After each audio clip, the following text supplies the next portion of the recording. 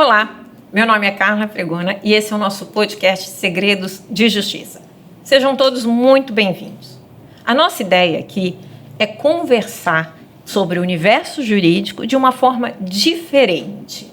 É trocar experiências e ouvir as histórias dos profissionais do direito. Mas também não é qualquer história. Eu sou advogada há 30 anos e eu sei como a busca pela justiça pode ser difícil e árdua, mas ao mesmo tempo prazerosa.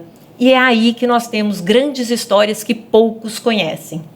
Esse espaço é para isso. Para escutar essas histórias, os perrengues, as vitórias desses profissionais que optaram pela busca da justiça como seu meio de vida. Aqui nós vamos tratar do direito de forma leve, descontraída, rir, chorar e nos emocionar. Para não perder nenhuma história, já se inscreve nesse canal e ativa as notificações. Assim você vai ouvir todas elas. Afinal de contas, aqui o mundo jurídico vira resenha. E para começar este nosso programa, esse nosso podcast, trouxemos hoje o presidente da Ordem dos Advogados do Brasil do Espírito Santo, Dr. José Carlos Risque Filho. Muito bem-vindo e muito obrigada por ser o nosso convidado do programa de estreia. Bom, eu estou honrado, né? Estou honrado porque é uma estreia importante, né? E você está, assim, maravilhosamente bem aqui em frente às câmeras. Espero que eu também esteja para que a gente possa ter essa resenha. Você tem um ex-aluno aqui à sua frente, então eu estou mais nervoso que você. Quem me avalia é você. Tive a honra de ser professora de um presidente de ordem, né? E alguns amigos meus que eu fiz lá na faculdade, né? Sem dúvida alguma é um berço importante. E sempre que eu faço algo, eu lembro, né? De professores e amigos. Eu fui muito ativo, né, Carla? Não sei se você se lembra, você sempre ajudou muito os eventos nossos lá, de movimento estudantil. Eu sou eternamente grato a isso. Dizem que a lembrança de alguém que faz o bem, a gente lembra sempre, né? É verdade. E as palestras que você deu graciosamente lá para o movimento estudantil, eu as tenho em altíssima conta. Ah, que legal, que bacana. E a gente faz porque realmente eu acho que o movimento, tanto estudantil quanto profissional, a gente tem que apoiar mesmo. É isso aí. Mas eu quero saber da sua história na advocacia. Quero saber histórias que você passou, como você começou, né? Como é que você já é de uma família tradicional dentro do direito, né? Seu pai já foi desembargador, é desembargador aposentado, não é isso? É advogado hoje, militante, 36 mil, jovem advogado. Ah, é? Carla, antes de ser advogado, eu lá na faculdade, eu tinha muito medo de falar em público. Então eu tive um sofrimento terrível para começar o curso de Direito. Mais para resenha, que é o nosso tema, eu vou abrir umas coisas que eu não abro sempre. Mas eu tinha pavor de gente, pavor de contato, pavor de sala de aula. Eu tinha uma dúvida muito grande em minha vida sobre o que eu ia fazer. Eu comecei o curso de Direito pelo meu pai. Porque o nome José Carlos Risque Filho, né? Isso marca muito a pessoa. Então, desde criança, eu falava, não, eu vou ser advogado, sem saber o que era ser advogado. Por conta de pai. Então, eu não me encontrei no início do curso. Durante o curso, eu me apaixonei.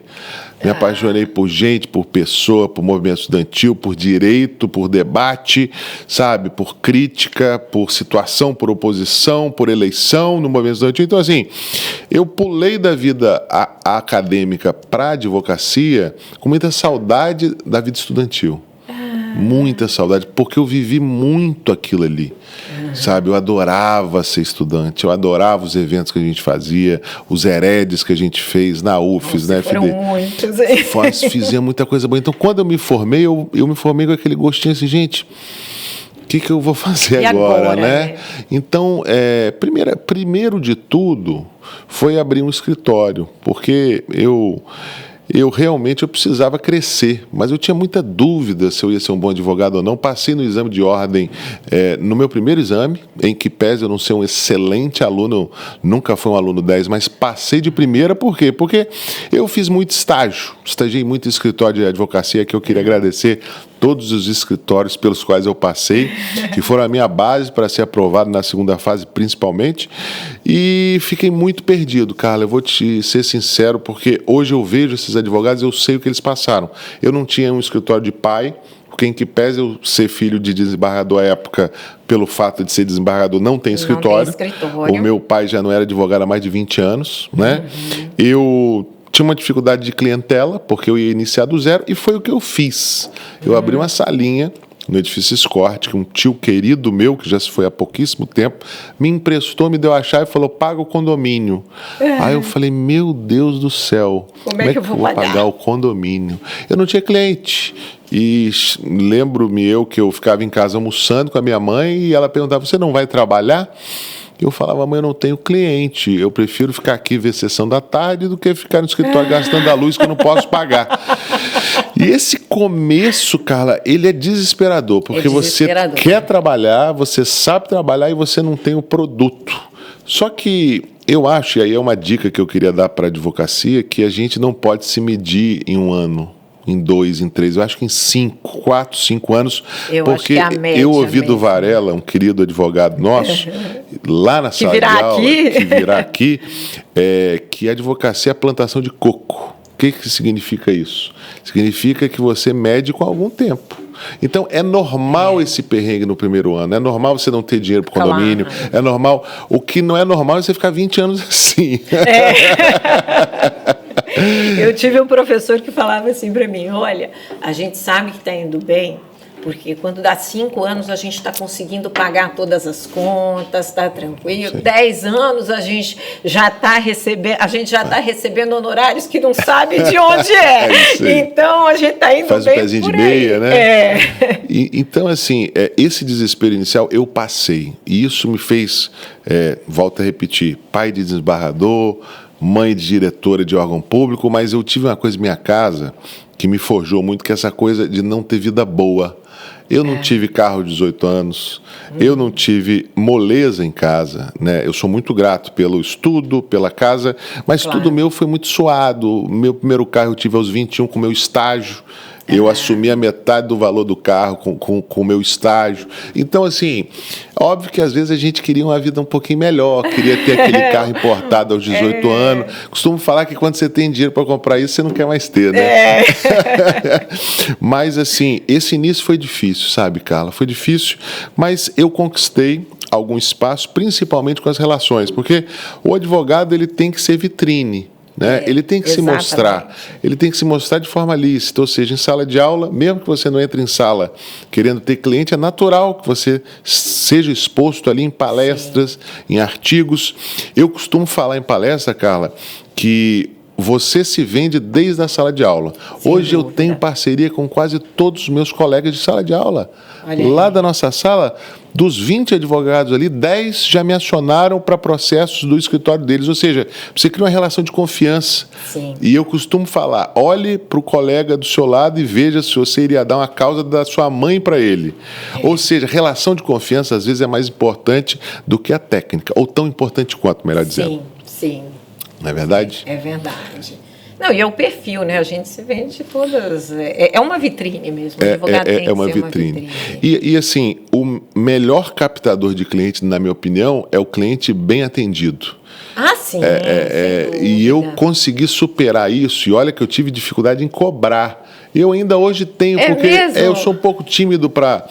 Eu não gosto muito de leilão com cliente, ou seja, se você fala que o trabalho é 15 mil, ele está na sua cara, não, eu vou te dar 5, você não merece. Eu não gosto muito disso, acho que ninguém gosta, né? Não, ninguém. E hoje eu criei uma metodologia via e-mail, né? Eu tenho a primeira reunião, consulta eu cobro e recomendo que a partir de algum ano em sua vida de advocacia você cobre a consulta, porque o que eu perdi de tempo atendendo gente que nunca mais voltou é um negócio de doido.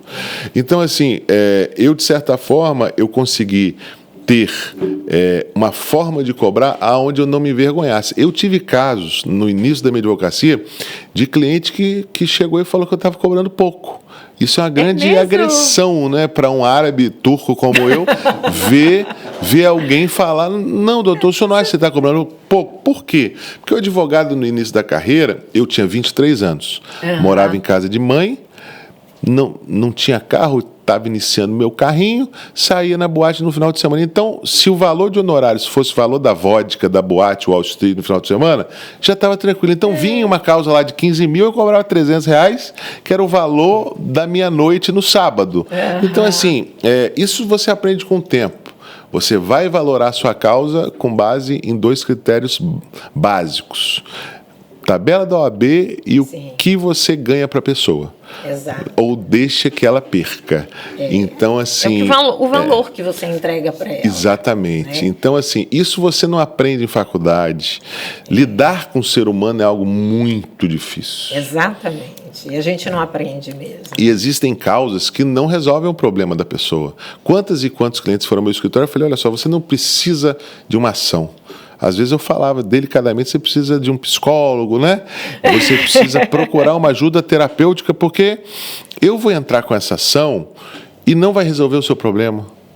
Eu tive um cliente uma vez, Carla, que me chegou lá muito ansioso, uma causa enorme, né? Ele tinha um vínculo empregatício há muito tempo, foi demitido de uma certa igreja que eu não vou citar, mas era uma questão muito grande. E você via que ele não conseguia se sentar para ter uma reunião, né? Muito ansioso, correndo para um lado para o outro. Eu falei, fulano, eu vou ajuizar a sua ação e você vai continuar desse jeito que você está. Porque é uma ação que vai durar 6, 7 anos, você vai me ligar todos os dias e a forma que você se encontra olhando o problema não é uma forma suficiente para ajuizar uma ação. Então se trate, tente reavaliar o momento da sua vida. Por quê, Carla? Às vezes, o que o cliente busca é uma paz emocional que o processo não vai dar. Pelo contrário, muitas vezes o processo ainda acelera, né? Exato, ou seja, angústia. Porque a resolução na visão dele está na sua mão para a ansiedade dele, mas ele não vê que a ansiedade é dele, não é sua. E o advogado tem essa limitação. Eu não sei por que eu estou falando sobre isso agora. Eu pulei bem o assunto, né? Mas, assim, a ansiedade... E isso, o advogado jovem, que eu acho que aí a gente volta para o assunto, ele tem que saber lidar, ele não pode fechar um contrato a qualquer custo.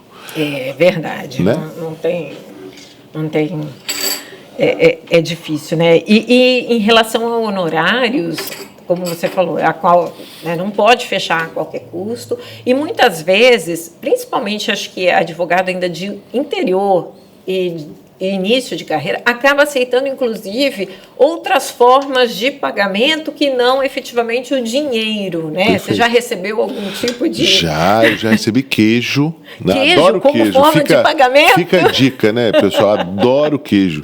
Na verdade, sem intolerância, né? Não, sem. Eu, na verdade, eu já exerci um cargo público, meio que vinculado para a advocacia, onde eu ajudei muita gente, né? Eu acho que a nossa vida, a nossa passagem aqui, Carla, é muito nesse sentido, né? Procurar ajudar as pessoas, independentemente daquilo que elas têm para dar para você.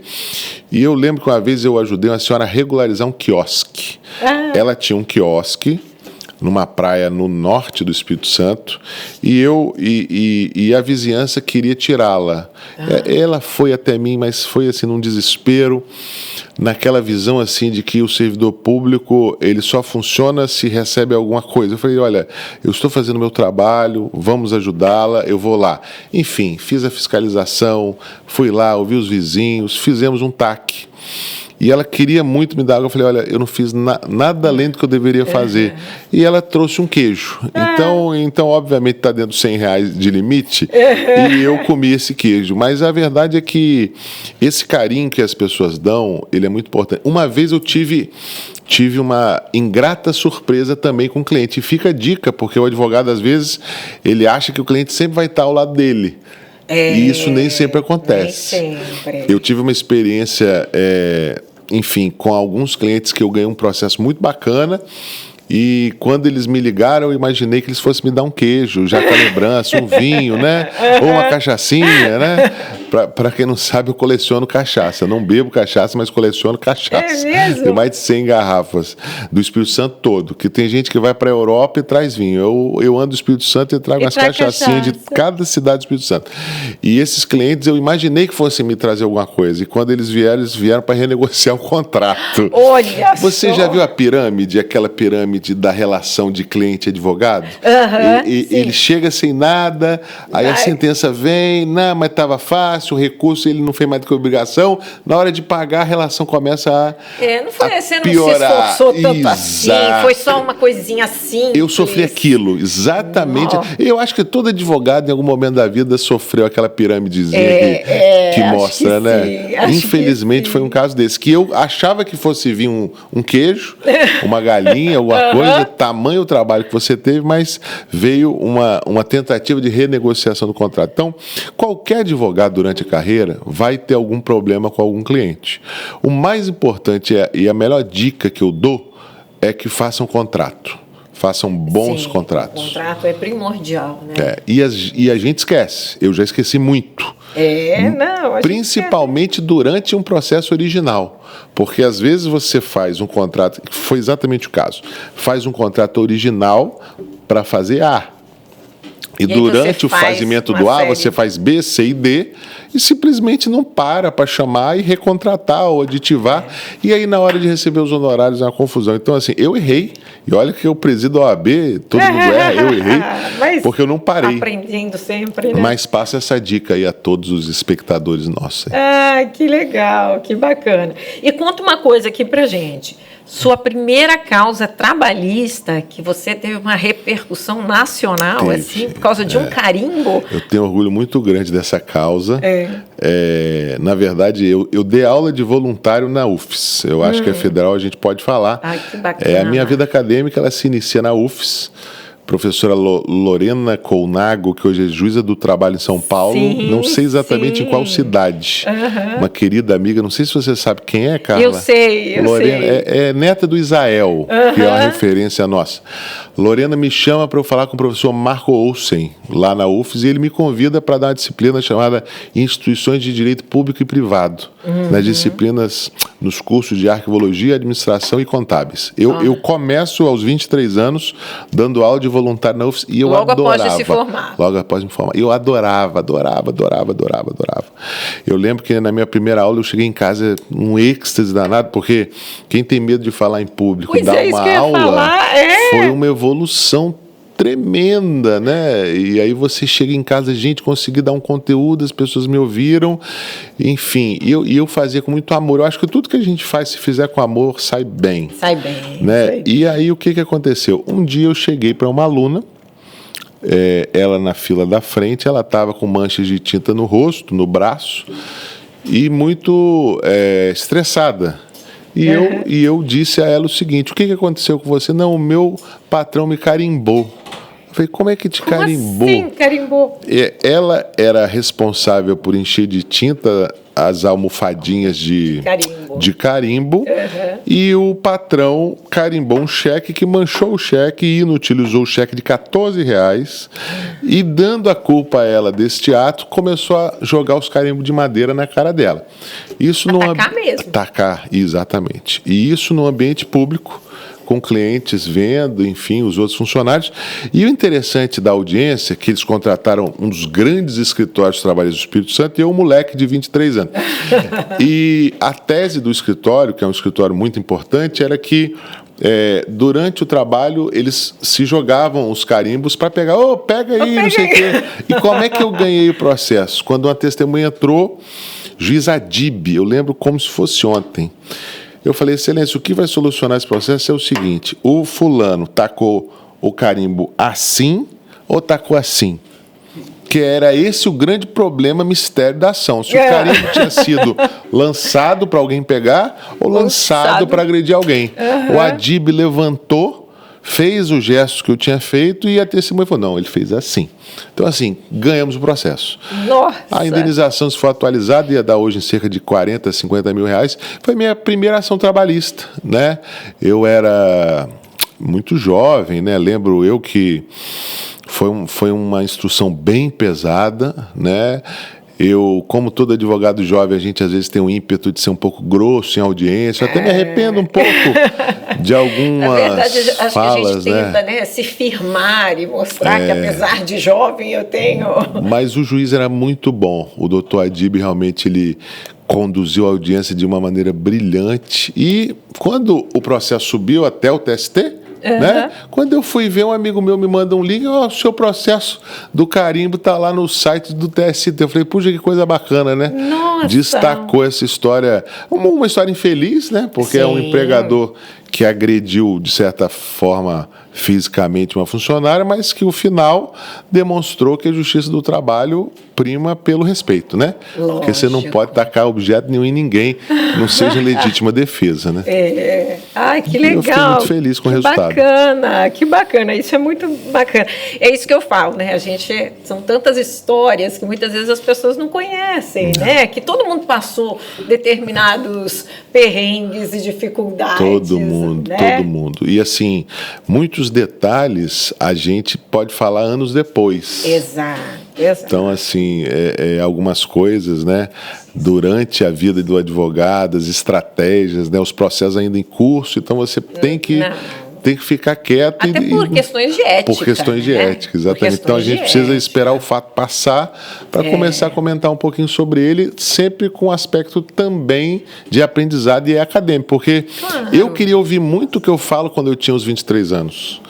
Eu queria me ouvir aos 40 falando com um menino de 23 sobre o que eu sei de hoje. Eu erraria muito menos, mas a vida é assim, né? Claro.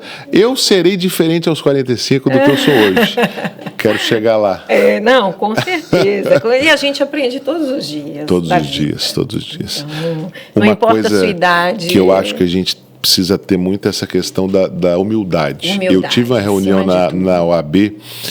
A gente não quer falar de OAB aqui, mas também é difícil não falar nada, né? Claro, faz parte da sua vida, né? Exatamente. Desembargador Pedro Felrosa foi lá e falou que o tribunal, para ser ruim no TI, precisa melhorar muito. Isso me marcou muito. Eu estou muito impactado com a fala dele em uma audiência pública.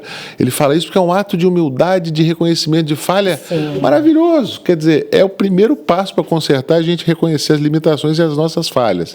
Então eu fiquei muito feliz com esse momento que o tribunal vive com a OAB, de visita, de reconhecimento, de respeito profundo, mútuo, que eu acho que quando a gente fala que o TI está mal e você tem uma entidade que fala eu não estou mal, o diálogo fica mais difícil. Mas quando você tem uma entidade que vem à OAB e reconhece que para ser ruim tem que melhorar, a relação... Suas fraquezas. Exato. Que nós temos também, né, Carla? Claro. Como entidade, como pessoa. Como entidade, como pessoa. E ao reconhecer as fraquezas, a gente podemos nos ajudar. Exato. Né?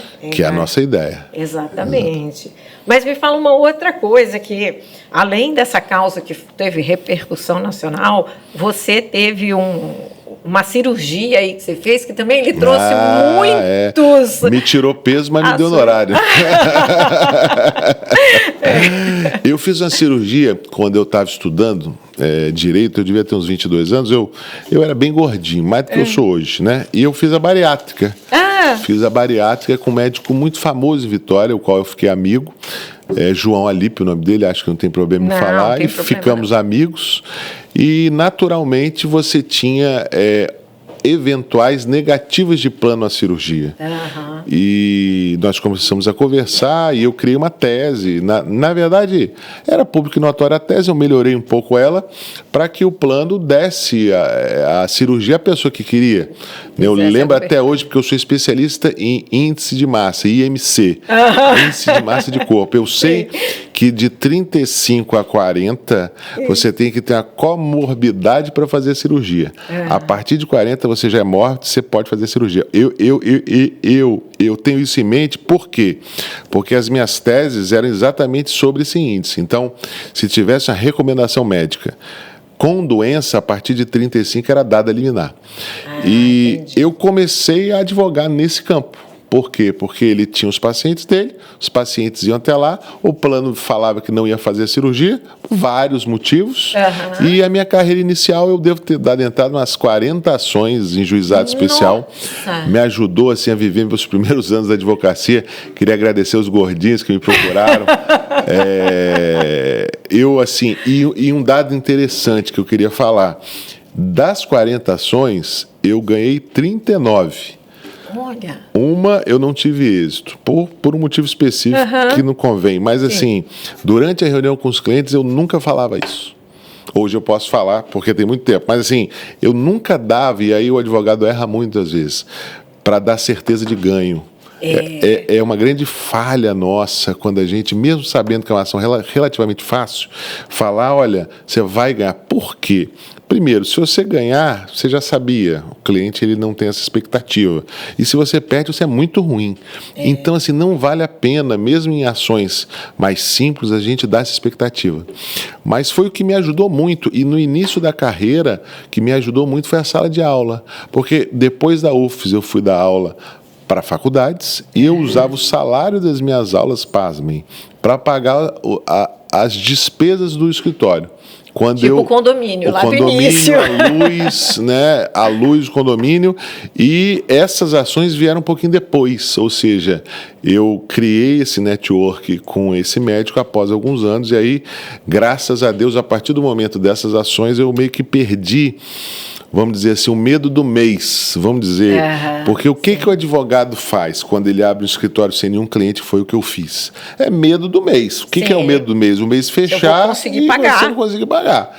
E assim, eu sou um cara extremamente, vamos dizer, vagaroso com alguns investimentos. Eu tenho amigos que arrojam, que pegam de dinheiro emprestado, abrem salas maravilhosas. Então, assim, o meu sonho era ter um expresso na minha sala. Eu tenho agora um expresso, eu estou nesse do SOAR, eu tenho secretário, advogado, estagiário, mas isso foi depois de uns 10 anos. Então, assim, eu comecei numa salinha toda quebrada, com móvel de uma empresa que fechou de um amigo meu, que ia ser meu sócio e não foi. E eu só saí dali porque eu comecei a perder cliente. Eu acho que esse é um dado interessante, né? Mesmo? Eu adorava ter escritório feio. Eu adorava um armário de aço na antessala, o cliente entrava, via aquilo tudo, porque eu gostava de ser advogado raiz, assim, sabe aquele advogado hoje? Sei. E aí eu deixava um armário de aço, só que foi ficando um negócio absurdamente feio.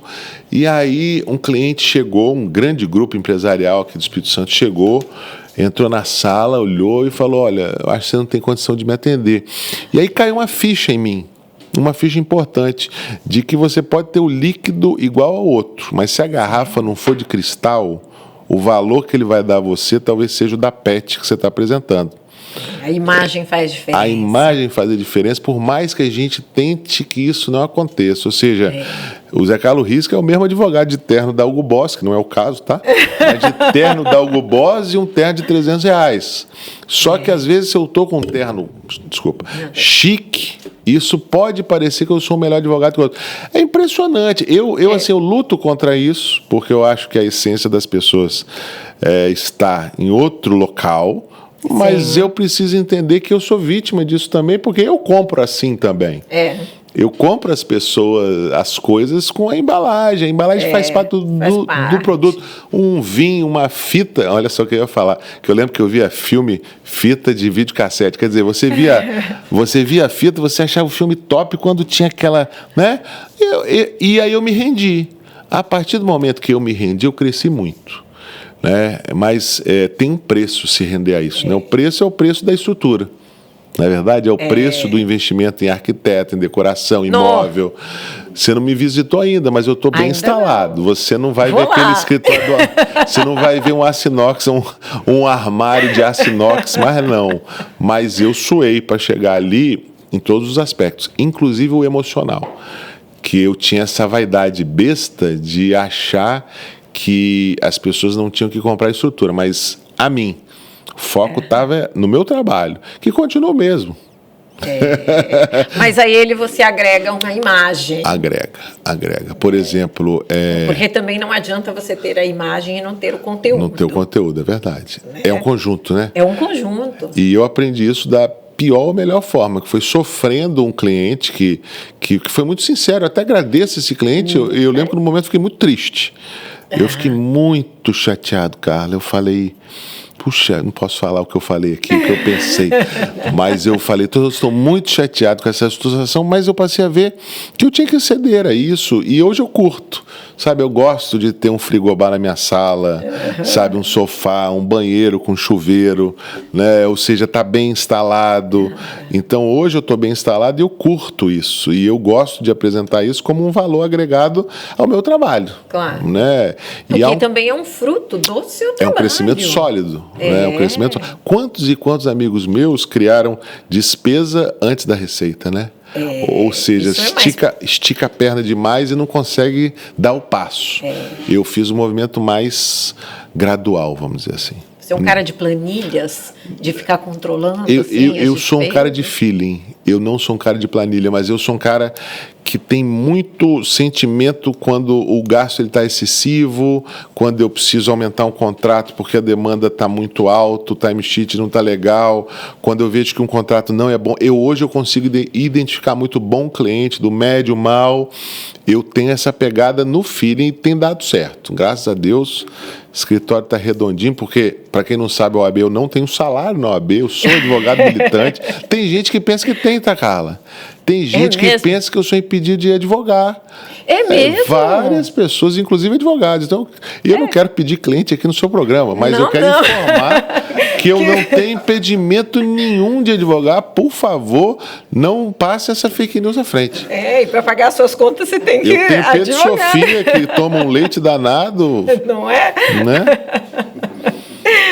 E você lembra assim de outra situação? Você já ouviu voz de prisão para seus clientes em audiência? Eu tenho uma audiência trabalhista que eu estava em audiência e o reclamante tinha um mandado de prisão em aberto. E eu estava pela empresa, era uma ação bem simbólica, e eu apresentei o mandado de prisão e o juiz mandou o segurança trancar a porta. Sério? Doutor Fausto, um abraço se o senhor ouvir essa matéria. O doutor Fausto, isso tem muito tempo, então já está autorizado a falar. Doutor Fausto acionou o segurança lá do tribunal fechou a porta e a cara do reclamante pingava assim. Não vou sair mais daqui. Aí eu falei, agora é hora de fazer acordo. Agora está com a porta fechada. Mas acabou que esse mandado era verdadeiro, tinha sido despedido, mas tinha dado a prescrição no crime dele. E ele aí relaxou. O segurança abriu a porta. Quer dizer, deve ser muito ruim se ajuizar ação trabalhista e sair preso, né? Nossa! Mas esse foi um fato interessante, assim, que o reclamante realmente ficou muito nervoso, né? Eu tenho uma outra causa. E você não ficou nervoso na hora? Fiquei, mas eu fiquei mais com essa outra situação. Eu, já advogado com os 26 anos, veio uma grávida ao meu escritório, né? Uma grávida falando que foi demitida sem justa causa. Você sabe que quando está grávida é só a justa causa que demite a pessoa. E eu, muito jovem, né? Nossa, que absurdo! Quer dizer, a senhora é uma santa, né? A senhora fez alguma coisa? Nada. Então, puxa, que maravilha. Então, pego a ação, faço aquela ação sangrenta, direitos humanos, mulher, chego na mesa de audiência, firme, né? E o ex-adverso, meu amigo, chega para mim antes de começar o dia e fala, Zé, eu acho que ela não te falou tudo. Não, mas o que aconteceu? André é o nome dele. Eu falei, André, o que está acontecendo? Não, ela usou o dia da empresa para fazer um book fotográfico da gravidez dela. Nós temos aqui as notas, os cheques, e eu na mesa de audiência com a cliente do meu lado. Eu comecei a tremer, falei, excelência, você sabe que eu sou obrigado a ficar advogando 10 dias a partir da renúncia. E eu falei, excelência, vou fazer a defesa dela, vou fazer a defesa dela, mas em todo caso, temos fatos aí que eu não sabia e eu não me sinto confortável, apto para permanecer na defesa. Então, é uma coisa que a grande massa não sabe. Ele acha que advogado e cliente sempre são a mesma pessoa. Confunde essa relação, né? Sim. Ou seja, nós podemos também sermos expostos a isso. Claro. Ou mentira do cliente ou omissão do cliente, o que é pior. Nesse caso, eu olhei para ela e falei, minha senhora, por que a senhora não falou a verdade para o seu advogado? Porque padre, médico e advogado, você fala a verdade. A verdade. Aí ela começou a chorar. Na mesa de audiência, botou a cara no chão e começou a chorar. Eu falei, você não pode fazer isso, né? E aí, enfim, você deve imaginar a minha cara, né? Nossa, imagino. Mas isso é muito comum. Na relação entre advogado e cliente, você escuta uma coisa, chega na audiência, é outra, não é? É outra, muito comum. Mas assim, uma mentira tão profunda assim foi a minha maior. Dela ter falado que não fez nada e ter tido uma rescisão porque fez um ato de improbidade. Geralmente a mentirinha ela fica assim, eu saí às 8h30 e era 7h30. Né? Essas mentirinhas é mais comum. Agora uma mentirona dessa de realmente não é tão comum. Graças a Deus, né? Graças a Deus. Agora nós vamos fazer aqui um bate-pronto. Bate-pronto, ó. Chique, hein? Vai virar apresentadora mesmo. Não perdeu o colega, hein? Nada, que nada. E aí eu vou falar, você diz o que vem na cabeça. É uma palavra só? É uma frase? Uma eu posso frase, uma escolha. Tá bom. Tá? Nunca diga para um advogado. Você não vai chegar lá. Alvará é? Felicidade. O que você gostaria de ouvir se estivesse começando hoje? Vai dar certo. Justiça é? Acessibilidade. Audiência virtual ou presencial? Presencial. O que você diria para quem diz que advogado tem vida fácil? Vai advogar. E o que você faz quando recebe uma liminar às 18 horas da sexta-feira? Eu tomo uma cerveja. Minha irmã me proibiu, mas eu estou furando de vez em quando a proibição dela. Se não fosse advogado, seria? Eu, jornalista ou psicólogo, e eu acho que eu exerço na advocacia isso um pouquinho. Que só bacana. Advogado é meio psicólogo, né? E quando a gente escreve, porque, na minha visão, a advocacia é, acima de tudo, comunicação. Você fala um fato, soma com direito e se comunica. Bacana. Presidente, muito obrigada. Muito obrigada aqui pela presença. Nosso programa de estreia, é uma honra tê-lo aqui conosco. Eu quero falar que foi um prazer muito grande, sabe? Eu estou honrado de estar aqui hoje. E é uma estreia de muitos, né, Carla? Eu realmente eu fiquei assim, maravilhado com as indagações, as perguntas. E, de certa forma, eu quero vir no programa daqui a um ano, para um ano do seu programa. Já está convidado. Já está convidado. Ou os 90 anos também, porque a OAB vai fazer agora sábado, né? Pois é. Quem sabe o programa chega aos 90 também. Pois é, vamos lá. Parabéns e sucesso. Obrigada. E para vocês, não esqueçam de se inscrever no canal, compartilhar, curtir. E se você tiver uma boa história, um perrengue jurídico, algo para compartilhar conosco, comenta aqui. Quem sabe qualquer hora você vem para cá também. Até mais.